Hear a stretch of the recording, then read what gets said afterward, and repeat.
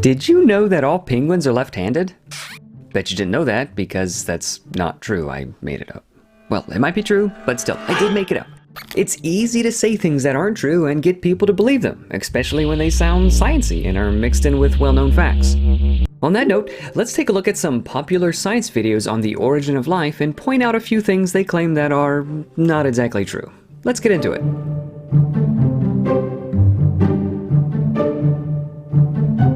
The first sort of made-up thing you should be on the lookout for is what we call imagination storytime land. Let's start with these videos from Be Smart and Stated Clearly. When discussing the origin of life, they use words like, "These molecules must have copied and made more of themselves, some a little different than the others. And a few of those codes and instructions must have been better at doing whatever they did." It must have happened. These building blocks combine to form highly complex and orderly structures like genes, proteins, and cell membranes. Easy as that, they just combine. Unfortunately, the RNA-only world went extinct more than 3 billion years ago. See how they slipped into the past tense as if these things are proven? Notice there were not a whole lot of sources cited or evidence given, just imagination and hopeful possibility. If you see words like, "this must have happened," or people casually slipping into the passive voice or past tense, you can be pretty confident that it's story time. People only say something must have happened if they're really not sure that it happened, but want to act like they're sure that it did happen. If I went to the store yesterday, I wouldn't say, I must have went to the store. I'd say, I went to the store. Now, we're not criticizing them for having ideas about what may have happened. Having a hypothesis is fine, great even. If it's openly disclosed and everybody's on the same page, nothing wrong with that. But it's frequently presented so matter-of-factly and interspersed with real scientific facts that it's easy for people to mistake it for fact when it's far from the case. They're overcompensating. It's a false confidence. Alright, you know how to spot story time. Cool. The next place we'll go on our tour of science videos is Half-Truth-a-Land. Technically true, but also misleading. Like this. Hey, hon! Have you seen my cookies? No, I don't currently see them. Technically true. A lot of times, what is said is technically true, but critical information is left out to intentionally or unintentionally mislead people. Miller's experiment took some simple chemicals like those found on early Earth. Did you catch it? Like those found on early Earth. They used simple chemicals like those found on early Earth. He knows that they didn't use chemicals actually thought to be on a prebiotic Earth, but they were like them. Chemicals are chemicals after all, right? Not only that, but they used ultra-pure chemicals at extremely high concentrations that are not found in nature and purchased them from industrial laboratory supply shops. Where are you going to find those on a prebiotic Earth? You won't, that's where. Like those found on early Earth, bubbled them up through a tube, zapped them with electricity, and after a few days, floating in this soup, he found amino acids, the building blocks of proteins and one of the essential ingredients for life. That's true, but the rest of the story is that they mostly ended up with garbage. Any trace amounts of useful material would have been lost in a sea of toxic byproducts and tar.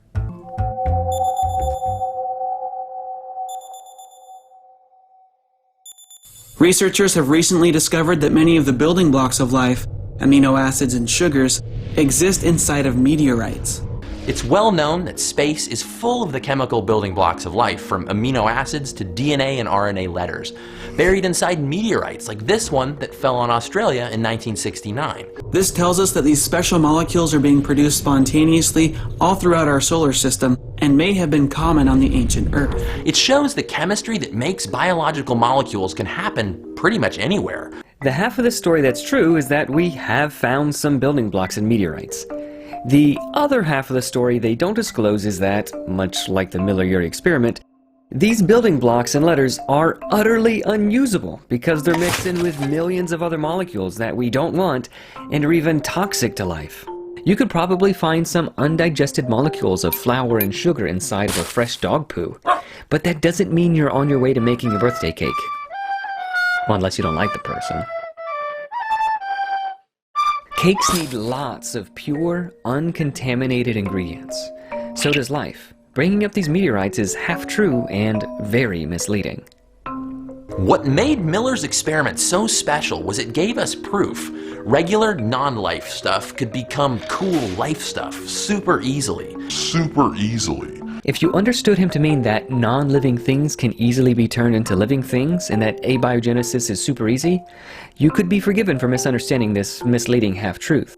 What was actually meant is that chemicals, non-living stuff, purchased from industrial chemical supply shops can be turned into different non-living stuff under circumstances that are completely irrelevant to the origin of life super easily. But put that way, the argument seems much less convincing though. Half-truths are one thing, but let's go deeper now, beyond half-truth land. In order to find claims that are so exaggerated, so far removed from reality, we need to venture into outright falsehood jungle. Scientists have constructed ribozymes that can copy themselves, just like DNA gets copied. No reference is provided because this flat out isn't true. There have been lots of experiments that make misleading claims, but actually reading the papers shows that they steal things from life and don't actually end up with anything self-replicating. If you're okay with that definition of self-replication, I'd like to sell you some self-baking cupcakes. Oh, how lovely! Just add cupcake mix and bake at 350 for 15. What? Or steal cupcakes from someone who already has them. This isn't self-baking at all. This is what they're selling you. Having completely misrepresented the possibility of RNA self-replication, this stated clearly video goes on to make false claims about cell membranes and DNA replication. Some self-assemble into hollow spheres, almost identical to the membranes of modern living cells. This is outright false. The description is not even close, certainly not almost identical. See this video if you want to see the required capabilities of cell membranes.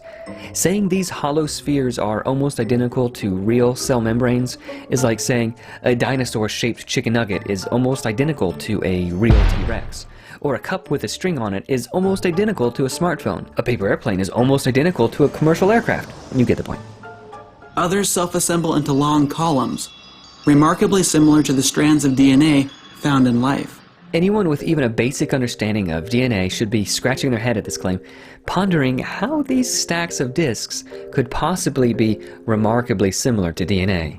This has no resemblance to the structure of DNA, how it's produced or replicated, or how it stores information. As a side note, there aren't any references in the original video by Stated Clearly, but these images look like the work of Otto and team.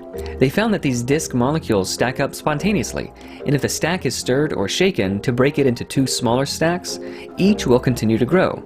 From this, they claim self-replication, but there's no replication of information and no resemblance to what DNA is or how it functions in life at all. This last one is a doozy. Researchers have found that with a little bit of assistance, base pairing allows chains of RNA to replicate and evolve. Here's how it works. When a long chain of RNA is suspended in cool water with high concentrations of free nucleotides, the chain can act as a template for its own replication. Nucleotides automatically base pair with their partners on the existing chain. If their backbone atoms form chemical bonds with each other, and by the way, this is the part that currently requires assistance from researchers. We're not yet sure how this would have happened in the wild. A complementary RNA strand is born, one with the exact inverse sequence of the original. If the water is then heated, paired bases lose their grip, allowing both chains to act as templates when the cycle repeats. The only thing wrong with this claim is pretty much everything about it contradicts well-established science. Here's just 5 reasons why.